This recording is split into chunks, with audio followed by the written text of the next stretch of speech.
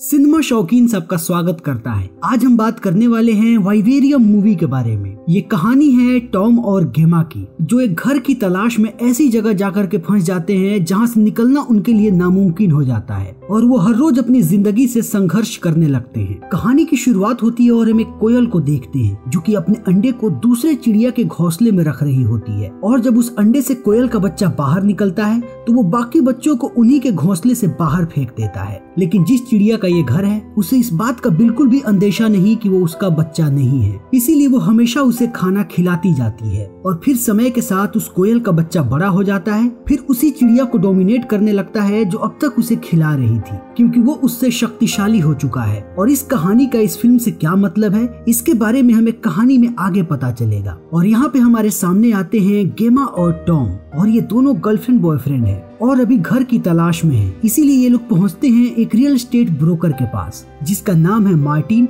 और ये इन्हें बहुत ही सस्ता घर दिलवा सकता है और इससे ज्यादा सस्ता घर इन्हें कहीं नहीं मिल सकता। इसी चीज के चक्कर में ये दोनों यहाँ पे आए हुए हैं, लेकिन मार्टिन की हरकतें इन्हें बहुत ही अजीब लगती हैं। लेकिन सस्ते घर के चक्कर में वो उसकी हरकतों को नजरअंदाज करते हैं। फिर मार्टिन उन्हें लेकर के जाता है अपनी सोसाइटी में जिसका नाम है योंडर, और यहाँ पे हम लोग एक बहुत ही अजीब चीज देखते हैं। इस सोसाइटी में सारे घर एक जैसे हैं और उसके साथ साथ सारे रास्ते भी एक जैसे हैं। और फिर मार्टिन इन्हें लेकर के जाता है हाउस नंबर 9 में और इन्हें पूरा घर दिखाने लगता है। और ये दोनों लोग जब घर देखने में मशगूल हो जाते हैं तभी मार्टिन वहाँ से चुपके से निकल जाता है। फिर जब टॉम और गेमा को इस बात का अंदेशा होता है कि मार्टिन यहाँ से गायब है, उसके बाद वो लोग उसे ढूंढने लगते हैं, लेकिन बहुत ढूंढने के बाद भी वो नहीं मिलता और यहाँ तक कि उसकी गाड़ी भी यहाँ से गायब होती है। फिर इन दोनों को बहुत डर लगता है क्योंकि मार्टिन पहले से ही बहुत अजीब हरकतें कर रहा था और अब उसने कुछ ऐसा कर दिया है जिससे इनकी हालत खराब हो चुकी है। ये जगह देखने में बहुत अजीब है और यहाँ पे कोई भी नहीं रह सकता, इसीलिए ये दोनों अपनी गाड़ी में बैठते हैं और फिर यहाँ से निकलने लगते हैं। मगर थोड़ी दूर जाने के बाद इन्हें लगता है कि ये रास्ता भटक चुके हैं, फिर भी ये गाड़ी चलाते रहते हैं और थोड़े वक्त के बाद ये फिर से हाउस नंबर 9 के पास पहुंच जाते हैं और यहाँ से इनकी परेशानियों का सबब बढ़ने लगता है और ये दूसरा रास्ता ट्राई करते हैं। लेकिन थोड़ी देर गाड़ी चलाने के बाद ये फिर से हाउस नंबर 9 के पास पहुँचते हैं। उसके बाद एक के बहुत सारे रास्ते बदलते हैं, लेकिन ये हर बार आकर के पहुँचते हैं हाउस नंबर 9 के पास और ये अपनी कोशिश करते जाते हैं। और एक वक्त के बाद इन्हें पता चलता है कि इनकी गाड़ी का पेट्रोल खत्म हो चुका है, इसीलिए ये लोग चाह के भी यहाँ से कहीं और नहीं जा सकते। तब तक ये दोनों थक भी गए होते हैं और रात काफी हो चुकी होती है। फिर इनके पास सिर्फ और सिर्फ एक ही रास्ता होता है कि ये हाउस नंबर 9 के अंदर जाए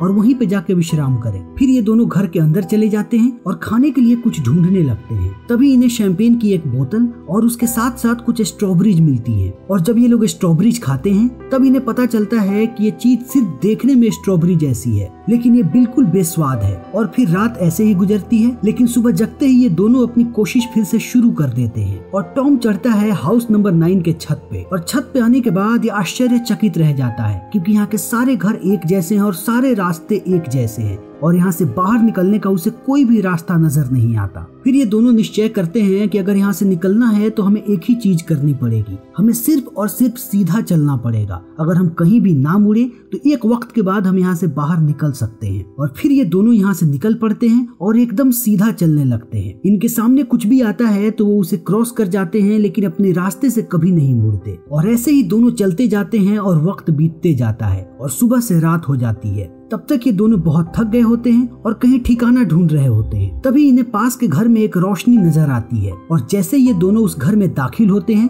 इन्हें पता चलता है कि ये वही घर है जिस घर में ये आखिरी रात रुके थे, यानी कि हाउस नंबर 9। और यहाँ पे इन्हें समझ में आता है कि ये किसी बड़ी मुसीबत में फंस चुके हैं। तभी इनकी नजर पड़ती है दरवाजे पे जहाँ एक पार्सल रखा हुआ है और पार्सल खोलते ही उसके अंदर इन्हें मिलता है कुछ खाना और कुछ जरूरी चीजें जो कि हमारे रोजमर्रा के काम में आते हैं। लेकिन ये दोनों बहुत ही गुस्से में होते हैं, इसीलिए उस पार्सल के कार्टन का इस्तेमाल करके वो पूरे घर को आग लगा देते हैं, क्योंकि इनके दिल में कहीं ना कहीं उम्मीद होती है कि इस धुएं को देखने के बाद कोई उनकी मदद के लिए यहाँ पे आएगा। लेकिन बहुत देर इंतजार करने के बाद भी ऐसा कुछ भी नहीं होता और ये दोनों थक हार के यहीं पे सो जाते हैं। लेकिन सुबह में इनकी जैसे ही आँख खुलती है इनके साथ कुछ और आश्चर्यजनक चीजें होती हैं। ये देखते हैं कि जिस घर को इन्होंने जला के राख कर दिया था वो घर वापस बन चुका है, एकदम पहले के जैसा। उसके साथ साथ घर के सामने एक बड़ा सा पार्सल रखा हुआ है और पार्सल खोलते ही पार्सल के अंदर इन्हें एक बच्चा मिलता है जो कि एक छोटा सा शिशु है और शिशु के साथ साथ यहाँ पे एक संदेश भी होता है कि बच्चे का पालन पोषण करो और उसके बाद मुक्त हो जाओ।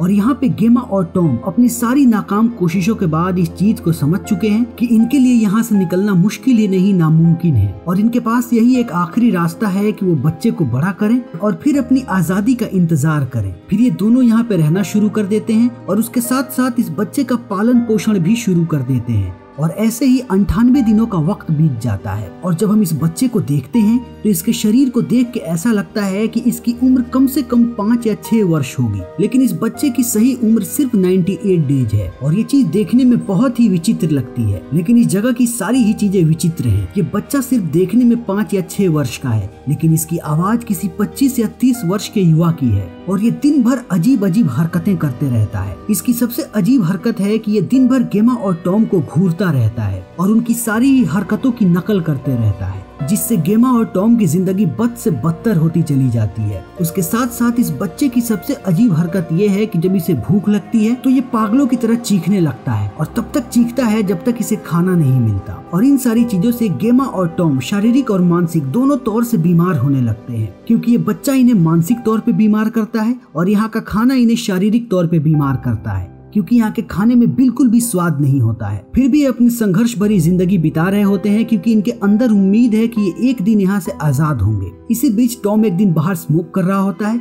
तभी उसके हाथ से जलता हुआ सिगरेट नीचे गिरता है और सिगरेट के गिरते ही वहाँ की घास गायब हो जाती है और टॉम को जमीन देखने को मिलता है पहली बार। और फिर टॉम यहाँ पे खुदाई करना शुरू कर देता है और गेमा भी इसकी शुरू में मदद करती है, लेकिन एक वक्त के बाद उसे लगता है कि ये सब करना बेकार है, इस चीज का कोई भी फायदा नहीं होने वाला। फिर वो टॉम को मना भी करती है, लेकिन टॉम गेमा की एक नहीं सुनता और अपनी खुदाई को जारी रखता है और ये काम उसका रोज का रूटीन बन जाता है। वो हर रोज सुबह से शाम तक खुदाई करता है और दूसरी तरफ गेमा घर में ही होती है और वो देखती है कि ये बच्चा दिन भर टीवी देखते रहता है, जिस टीवी पे कुछ अलग तरीके की आकृतियां बनी होती हैं और उसी आकृति को ये बच्चा दिन रात देखते रहता है। और इस चीज को देख के ये दोनों इरिटेट होते रहते हैं और एक दिन टॉम को बहुत गुस्सा आता है। उसके बाद वो उस बच्चे को बाहर ले जाकर के गाड़ी में बंद कर देता है, लेकिन ये सब देखते ही गेमा की ममता जाग जाती है और वो उस लड़के को बाहर निकाल करके लाती है, क्योंकि गेमा ने इस बच्चे को पाल पोस के बड़ा किया है, इसीलिए वो इसे इस दर्द में नहीं देख पाती है। लेकिन इस हादसे के बाद से टॉम और गेमा में एक दूरी सी बन जाती है। फिर गेमा अपना पूरा वक्त उस बच्चे के साथ बिताने लगती है और दूसरी तरफ टॉम दिन भर खुदाई करता है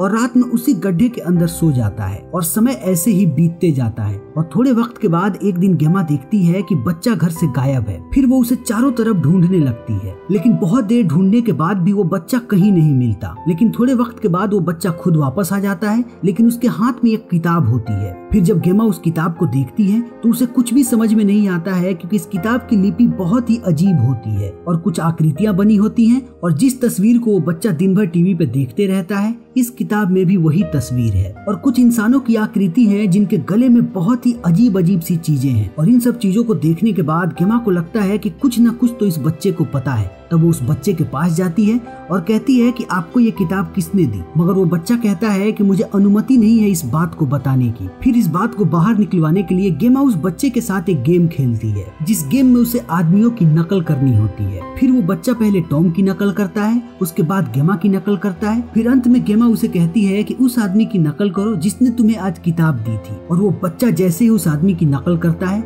हम देखते हैं कि इसकी आंखें बदल चुकी हैं और उसके साथ साथ इसके गले से दो अलग सी चीजें बाहर आ रही हैं। और ये मंजर बहुत ही भयानक और बहुत ही डरावना होता है, जिसे देखते ही गेमा बहुत ही ज्यादा डर जाती है और समझ जाती है कि ये बच्चा तो इंसान का बिल्कुल भी नहीं हो सकता। और हम लोग इस बच्चे को जितना खतरनाक समझ रहे थे, ये बच्चा उससे कई गुना ज्यादा खतरनाक है। और फिर समय ऐसे ही बीतते जाता है और थोड़े वक्त के बाद हम उस बच्चे को देखते हैं जो अब बिल्कुल जवान हो चुका है और उसके साथ साथ वो टॉम और गेमा से ज्यादा शक्तिशाली है। तभी हम गेमा और टॉम को देखते हैं और इन दोनों की हालत पहले से बहुत ही ज्यादा खराब हो चुकी है और इन दोनों को देख के ऐसा लगता है कि ये इस आदमी से बहुत ही ज्यादा डरते हैं अब। और इसका मतलब ये है कि ये आदमी इन्हें यातनाएं देता है और उसके साथ साथ इन्हें मारता भी है। और ये बात हमें तब पता चलती है जब हम टॉम के शरीर को देखते हैं, जिन पे बहुत सारे चोटों के निशान होते हैं। और टॉम एक दिन गेमा से कहता भी है कि तुमने मुझे उस दिन क्यों रोका जब मैं उस बच्चे को मारने जा रहा था। और दूसरी तरफ हम इस बच्चे को देखते हैं जो कि हर रोज घर से बाहर निकल जाता है और किसी को पता नहीं कि वो कहाँ जाता है। और बहुत बार गेमा ने उसका पीछा किया है,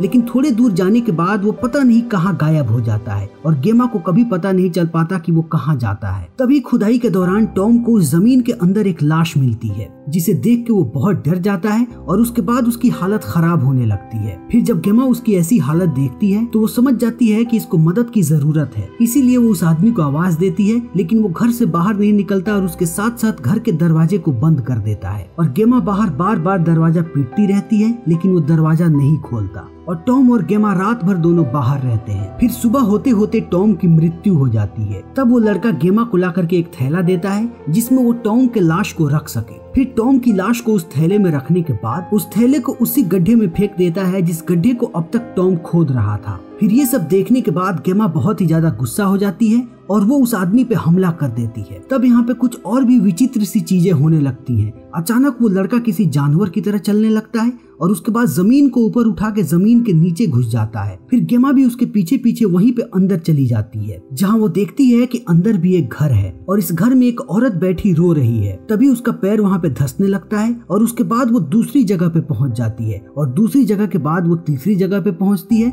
और अंत में वो पहुंचती है अपने घर के अंदर, यानी कि हाउस नंबर 9 में। और फिर गेमा बहुत ही ज्यादा कमजोर होने लगती है, वो चल भी नहीं पाती है और उसके साथ साथ वो बोल भी नहीं पाती है। तब वो आदमी उसे भी एक थैले में डालता है और उसके बाद उसी गड्ढे के अंदर फेंक देता है। और उस वक्त भी गेमा जिंदा हालत में होती है, लेकिन इस बात से उस आदमी को कोई फर्क नहीं पड़ता। वो उस गड्ढे को जैसे भरता है वहाँ पे वापस घास उगाती है। उसके बाद ये आदमी फिर से पूरे घर को पेंट कर देता है और गेमा और टॉम के सारे अंश को मिटा देता है और इनकी गाड़ी लेकर के पहुंचता है मार्टिन के ऑफिस में। तभी हम देखते हैं कि इतने कम वक्त में मार्टिन बहुत ही ज्यादा बूढ़ा हो चुका है, इसीलिए ये आदमी उसे भी एक थैले में डालता है और फिर एक ड्रॉल में डाल देता है और मार्टिन का बैच लगा के वो मार्टिन बन जाता है। और उसके थोड़े समय के बाद यहाँ फिर से एक लड़का और लड़की आते हैं और फिर ये फिल्म यहीं पे खत्म हो जाती है। तो अब बात करते हैं इस फिल्म के असली मतलब के बारे में। इस फिल्म का असली मतलब छुपा है फिल्म के शुरुआत में, जब हमने उस घोंसले को देखा था। जैसे उस घोंसले में एक अंडा आया था, उसी तरीके से पृथ्वी पे ये एलियंस आए थे और फिर इन्होंने योंडर जैसी जगह का निर्माण किया, जिसके अस्तित्व के बारे में ज्यादा लोगों को बिल्कुल भी नहीं पता और ना ही इंसान वहाँ पे अपनी मर्जी से आ सकते हैं और वो ना ही जा सकते हैं, क्योंकि यहाँ की सारी ही चीजें उन्होंने अपने हाथ से बनाई है। यहाँ का आसमान भी असली नहीं है और यहाँ तक कि यहाँ की धरती भी असली नहीं है। ये एलियंस पहले लोगों को सस्ते घर का लालच देते हैं और उसके बाद इन्हें ला करके यहाँ कैद कर देते हैं ताकि ये लोग इनके बच्चे का पालन पोषण कर सके। और जैसे ही बच्चा बड़ा होता है वो अपने केयर टेकर्स को मार देता है, जैसा शुरुआत में हमने कोयल के बच्चे को देखा था। इस फिल्म का टाइटल भी इस फिल्म के बारे में बहुत कुछ कहता है। हम कुछ ऐसी जगहों को देखते हैं जिन्हें एकदम जंगल, नदी या नाले की तरह बनाया गया होता है, ताकि जो जानवर जंगल, नदी या नाले में रहते हैं उन्हें लगे कि वो अपने स्थान पे हैं। लेकिन ऐसा कुछ भी नहीं होता। जानवरों को हर समय वो चीज महसूस होती है और उन्हें पता है कि वो किसी और जगह पे है। वैसा ही हमें इस फिल्म में देखने को मिला। पूरी योंडर सोसाइटी को इंसानों को बरगलाने के लिए बनाया गया था और योंडर का खाना भी एक छलावा था जिसमें किसी भी तरीके का कोई भी स्वाद नहीं होता था। और उसके साथ साथ पूरे योंडर सोसाइटी के टाइम और रियलिटी को भी चेंज किया गया था। और ये चीज हम तब देखते हैं जब गेमा जमीन के अंदर घुसती है और वहाँ हमें देखने को मिलता है कि और भी बहुत सारे लोगों को कैद किया गया है, यानी कि उन्हें डिफरेंट टाइम और डिफरेंट रियलिटी में रखा गया है। और ये एलियंस बहुत समय से ऐसा करते आ रहे हैं। इसीलिए जब टॉम ने गड्ढा खोदा